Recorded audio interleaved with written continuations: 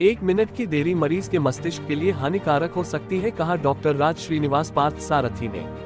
ग्वालियर पारस hospital Gurugram के senior consultant neuro intervention ने stroke के बारे में जानकारी देते हुए बताया कि आजकल हर उम्र के लोग बहुत अधिक समय मोबाइल, टीवी या कंप्यूटर स्क्रीन पर बिता रहे हैं। अनुशंसित स्क्रीन टाइम 2 घंटे या उससे कम होना चाहिए। उक्त बात डॉक्टर राज श्रीनिवास एवं डॉक्टर संतोष त्रिपाठी ने आज एक पत्रकार वार्ता में दी। उन्होंने जानकारी देते हुए बताया, लंबे स्क्रीन टाइम से व्यक्ति निष्क्रिय हो जाता है, जिससे मोटापा, हृदय घात, स्ट्रोक और कैंसर का खतरा बढ़ता है। उन्होंने बताया, माइक्रो प्लास्टिक और नैनो प्लास्टिक बोतलों और टी बैग्स में पाया जाता है। जब इन्हें धूप या यूवी लाइट में रखा जाता है तो ये कण पानी में खुल जाते हैं। 1 लीटर पानी में लगभग 2 लाख नैनो प्लास्टिक हो सकते हैं। उन्होंने बताया कि यह कारण रक्त प्रवाह में जाकर धमनियों की परत को नुकसान पहुंचाते हैं, प्लेटलेट्स को सक्रिय करते हैं और स्ट्रोक का खर्चा कई सौ गुना बढ़ा देते हैं। वहीं उन्होंने कहा, स्ट्रोक का एक कारण धूम्रपान भी है। धूम्रपान करने से माइक्रोन आकार के सूक्ष्म कण शरीर में प्रवेश कर धमनियों की आंतरिक परत में सूजन और थक्के बनाते हैं, जिससे स्ट्रोक का खतरा बढ़ता है। वहीं डॉक्टर संतोष त्रिपाठी ने बताया कि अगर किसी व्यक्ति का चेहरा तेरा दिखने लगे, हाथ पैर में अचानक कमजोरी आए या बोलने परेशानी महसूस हो तो तुरंत अस्पताल पहुंचना चाहिए, क्योंकि हर मिनट की देरी मरीज के मस्तिष्क के लिए हानिकारक हो सकती है।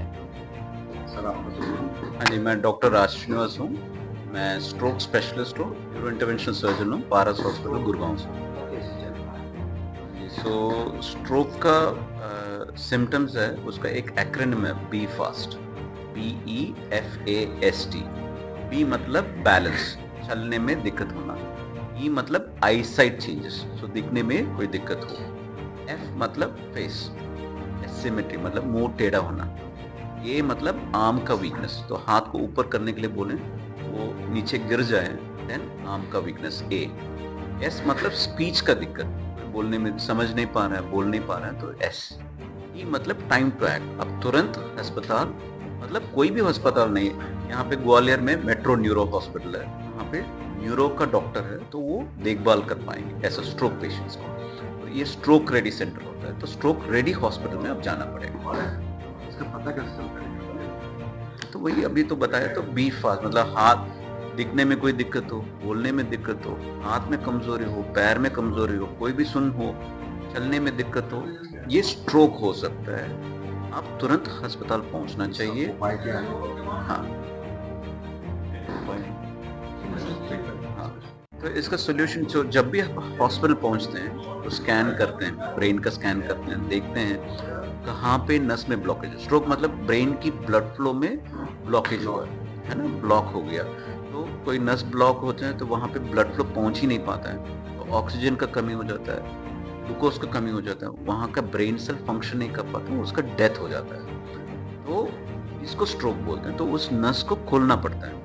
2 तरीके का ट्रीटमेंट होता है, एक तो क्लॉट बस्टिंग ड्रग बोलते हैं, जहाँ पे वो दवाई क्लॉट को खुल जाता है एंड ब्लड फ्लो रेस्टोर हो जाता है। दूसरा है, हम पैर के रास्ते, पैर के नस के थ्रू जाके दिमाग की नस तक पहुंच पाते हैं, वहाँ पे एक पाइप लेके जाता है, उसको सक करके क्लॉट निकाल सकते हैं, या झिल्ली डाल के क्लॉट को खींच के बाहर निकाल सकते हैं। इसको मैकेनिकल थ्रोम्बेक्टमी बोलते हैं। जो दवाई है 4.5 घंटे तक दे सकते हैं। दूसरा जो प्रोसीजर बोलते हैं उसका मैकेनिकल थ्रोम्बेक्टमी बोलते हैं, वो 24 घंटे तक कर सकते हो, मतलब 24 आवर्स तक पॉसिबल है। एंड आप कुछ नहीं करेंगे स्ट्रोक मरीज को, 80-90% डिसेबल्ड होते हैं, मतलब हाथ पैर नहीं चलेगा, कोने में लेटना पड़ता है। आप ये दोनों ट्रीटमेंट करते हैं, 80-90% ठीक हो जाता है।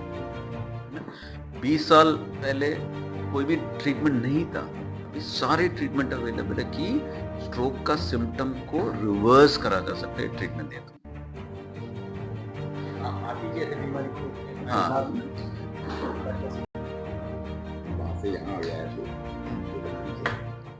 मेट्रो न्यूरो हॉस्पिटल जैसे शुरुआत से 2014 में चालू किया था, ये बेसिकली स्पाइन और न्यूरो के hospital, super speciality hospital start किया था हमने।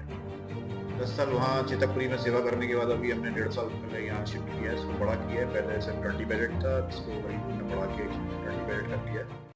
और अकेले सिर्फ न्यूरोलॉजी पे ही फोकस नहीं है, दूसरे डिपार्टमेंट्स को भी डेवलप कर रहे हैं, joints replacement, orthopaedics, urology, general surgery departments हैं। लेकिन अभी भी हमारा मेन फोकस जो है वो अभी भी न्यूरोलॉजी, न्यूरो सर्जरी और स्पाइन को लेके है।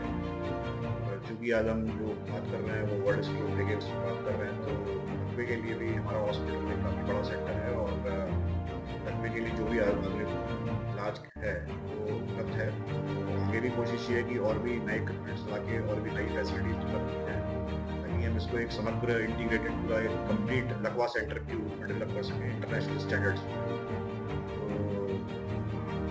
यही हमारा प्रयास है कि जो वर्ल्ड क्लास फैसिलिटी हम लकवे में सबसे इम्पोर्टेंट समय जो होता है वो टाइम का होता है कि लकवा लगने के बाद उसको पहचानना और पहचानने के बाद उसको हॉस्पिटल तत्काल लेके आना वो एक सबसे इम्पोर्टेंट चीज़ है जो काफ़ी लोग समझ नहीं पाते हैं या उसमें देरी कर देते हैं या समझ लेते हैं कि चक्कर है, हवा का चक्कर है, ऐसा है वैसा है, तो उसमें काफ़ी समय बर्बाद कर देते हैं।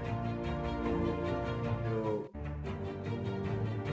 एक बार पेशेंट को लकवा डायग्नोज हो गया उसके बाद करना क्या है उसमें, तो वो भी काफ़ी महत्वपूर्ण चीज़ है। समझ में आ गया ठीक है आप हॉस्पिटल भी आ गए, लेकिन हॉस्पिटल में करना क्या है। 3 से 4 घंटे का समय जो होता है वो काफ़ी गोल्डन पीरियड होता है लकवे के लिए, उसमें आपको तत्काल उसको मैनेज करना होता है। और खासकर जब वो लकवे जिनमें नस ब्लॉक है और वो 4 घंटे के अंदर आ गए हैं, उनमें काफ़ी केसेस में ऐसे होते हैं जिनको आप पर्टिकुलर इंजेक्शन होता है या क्लॉट आ गया है ब्रेन में, उनको खोल के आप द्वारा वहाँ पहुँच के उसको खोल सकते हैं, दवाई दे सकते हैं वहाँ पर और चक्का खोल सकते हैं, उससे काफ़ी मरीजों की जान बचाई जा सकती है। अभी तक वो फैसिलिटीज़ ग्वालियर में नहीं है, थ्रोम्बोटमी जो कहते हैं मैकेनिकल थ्रोम्बोलाइसिस वगैरह की, तो उसको स्टार्ट करने का प्लान है हमारा अति शीघ्र और उसको बड़े स्ट्रोक सेंटर के रूप में। ये न्यूरो का ही हॉस्पिटल है तो स्ट्रोक का तो डेफिनेटली बनता है कि इसको डेवलप किया जाए।